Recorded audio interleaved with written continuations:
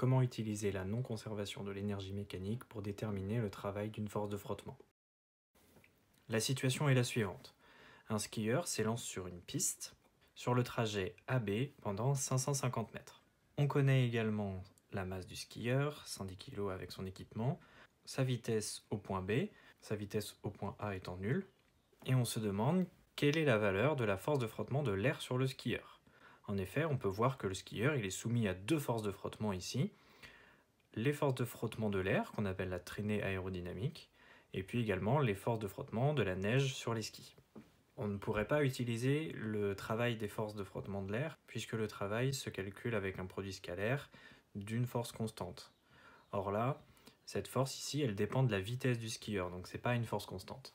Mais on va utiliser l'énergie mécanique. Quand on étudie une situation sans frottement, la variation d'énergie mécanique est nulle. Cependant, ici, les forces de frottement ne sont pas négligeables, on doit donc en tenir compte. La variation d'énergie mécanique, delta EM, n'est donc pas nulle, mais est égale à la somme des travaux sur le trajet AB des forces non conservatives. Et ici, les forces non conservatives, c'est les forces de frottement.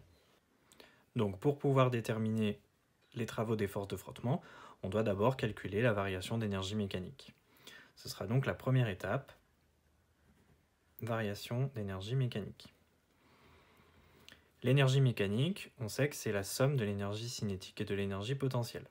Donc on va pouvoir écrire variation d'énergie mécanique égale énergie mécanique au point B moins énergie mécanique au point A, qui est aussi égale à énergie cinétique au point B plus énergie potentielle de pesanteur au point B moins énergie cinétique au point A plus énergie potentielle de pesanteur au point A. Maintenant, on va devoir calculer chacun de ces termes. Donc allons-y. L'énergie cinétique au point B, elle s'écrit donc 1/2 de m fois la vitesse au point B au carré. On peut directement faire une application numérique. 1/2, la masse elle vaut 110 kg.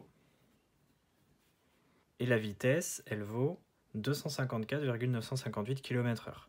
Donc attention, ici la vitesse elle est en km/h, donc on va devoir faire une conversion. 254,958 divisé par 3,6, la conversion pour passer de km/h à mètres par seconde. Et donc au carré. Ce qui nous donne donc comme énergie cinétique au point B 275 864 joules. L'énergie cinétique au point A, elle est très facile à calculer, puisque la vitesse au point A, elle est nulle. Donc on a directement 0 joule. L'énergie potentielle de pesanteur au point B, elle est donc égale au produit de la masse par l'intensité de pesanteur multipliée par l'altitude du point B, donc ici 2315 mètres. Donc 110 kg multiplié par 9,81 multiplié par 2315 mètres.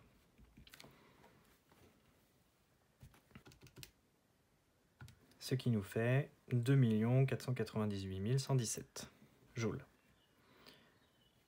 Et enfin, l'énergie potentielle de pesanteur au point A, même calcul mais avec l'altitude de A, qui est de 2715 mètres.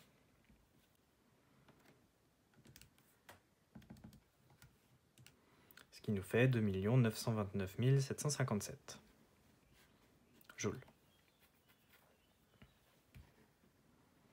On peut donc appliquer le calcul précédent. Delta EM est donc égal à l'énergie cinétique au point B plus l'énergie potentielle de pesanteur au point B moins l'énergie cinétique au point A moins encore, puisqu'ici il y a une parenthèse, l'énergie potentielle de pesanteur au point A. Ce qui donne 275 864 plus 2 498 117 moins 0, ici on n'a pas besoin de le mettre, moins l'énergie potentielle au point A, 2 929 757. Donc application numérique, moins 155 776 joules. On a un résultat qui est négatif, ce n'est pas gênant. Cela veut simplement dire que l'énergie mécanique a diminué, puisque ici on a calculé la variation. On a donc ici en réalité calculé la somme des travaux des forces non conservatives, c'est-à-dire la somme des travaux des forces de frottement, puisque delta AVM est égal à la somme des travaux ici. Cependant, c'est pas terminé, puisque nous, ce qui nous intéressait, c'était la force des frottements de l'air sur le skieur. Or ici, on a la somme des travaux des forces de frottement, donc ça veut dire que ça prend en compte les forces de frottement de la neige sur les skis. Donc on va d'abord déterminer quelle est la valeur du travail des forces de frottement de la neige sur les skis, afin ensuite de la déduire. On a ici la norme de la force de frottement de la neige sur les skis. On peut voir qu'elle est constante, contrairement à la force de traînée aérodynamique, qui dépendait de la vitesse. Donc pour pouvoir calculer le travail de la force de frottement de la neige sur les skis, on a besoin de connaître l'angle θ ici, l'inclinaison de la piste de ski. Ici, on peut voir qu'on a un triangle rectangle. Donc l'angle qui est là, on connaît son côté opposé, puisque c'est la différence d'altitude, et on connaît aussi AB, qui fait partie des données. Donc ici, on connaît l'hypoténuse, le côté opposé, donc on va utiliser le sinus de l'angle. Donc c'est notre deuxième étape. Le sinus de l'angle θ, c'est égal au côté opposé sur l'hypoténuse, donc à AC sur AB. C'est-à-dire 2715 mètres moins 2315 mètres divisé par 550 mètres.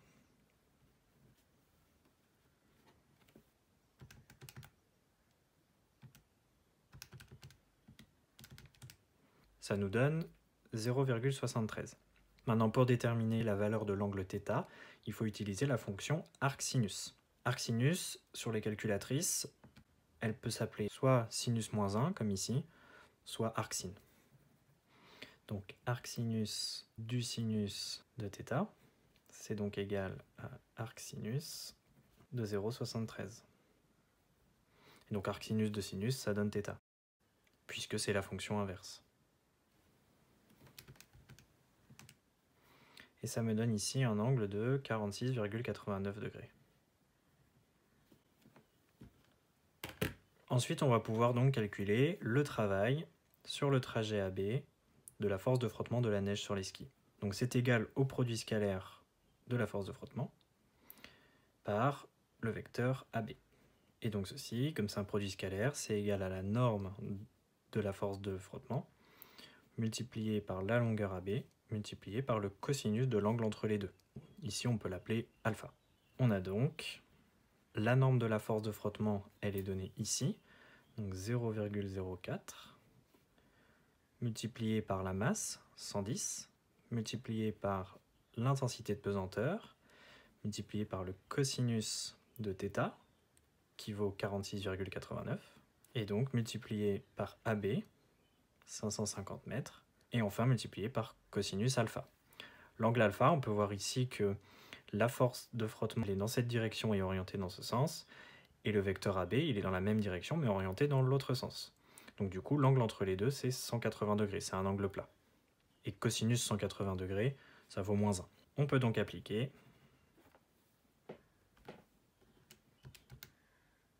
ça nous donne moins 16 224 joules. On a donc ici un travail négatif, ce qui veut dire que c'est un travail résistant qui s'oppose au mouvement, ce qui est cohérent avec une force de frottement. Dernière étape, on va pouvoir déterminer la valeur du travail de la traînée aérodynamique, puisque la somme des travaux des forces de frottement sur le trajet AB est égale au travail sur le trajet AB de la force de frottement de la neige sur les skis, plus le travail sur le trajet AB de la traînée aérodynamique. On isole le terme travail sur le trajet AB de la force de traînée aérodynamique, et on fait l'application numérique. Donc ici, somme des travaux des forces de frottement, on l'a donc déterminé ici, puisque c'est la variation d'énergie mécanique, et on a dit que les deux étaient égales.